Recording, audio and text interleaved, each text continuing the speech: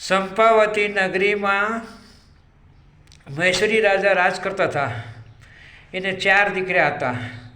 એમાં 3 દીકરા બરાબર હતા. એક દીકરો બહુ હરામી અને તમોગુણી હતો. હરેક પાપના ધંધા એ કરતો હતો.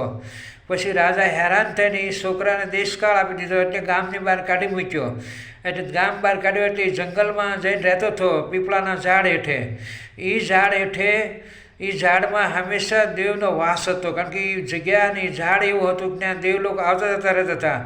એ આ ઝાડની હેઠે રહેતો હતો અને ગામમાં આવી ચોરી કરી જાય, લૂંટમાર કરી જાય.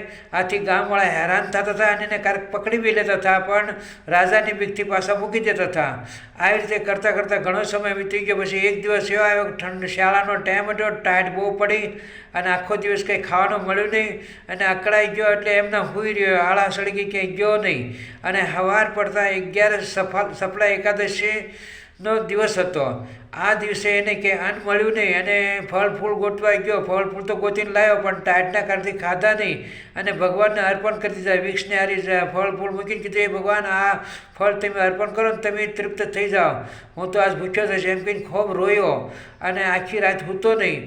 આથી ભગવાનને દયા આવી ગઈ અને ભગવાને કીધું કે અજાણતાથી મારા સફળા એકાદશીનો નિયમનું પાલન થઈ ગયું છે. આખો દિવસ ભૂખ્યા તરસે કાઢ્યો અને રાતે સૂતો નહીં, જાગરણ થઈ ગઈ.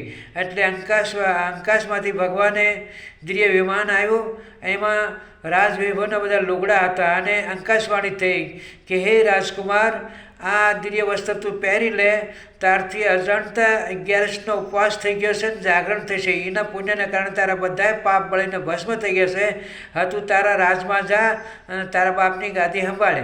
આ જોઈને છોકરો બહુ વિસ્મય પડી ગયો અને ખૂબ ખુશ થઈ ગયો. ભગવાને લાખ લાખ ધન્યવાદ આપ્યા કે ભગવાન અજાણતા મારથી અપા થયો અને એટલું બધું ફળ તેમાં આપ્યું, તો હવે હું હંમેશા 11નો અપા કરીશ. આવું એને મનમાં ધારી લીધું અને ઘેરાઈને એના બાપને વાત કરી. એના બાપે એને પરણાવી અને ઘેરે બારે કરી દીધો અને રાજગાદી સોંપી દીધી. અને બાળક સાથે એ ભગત થયા અને રાજા જે એનો બાપ હતો એ પછી જંગલમાં તપસ્યા કરવા હોઈ ગયો.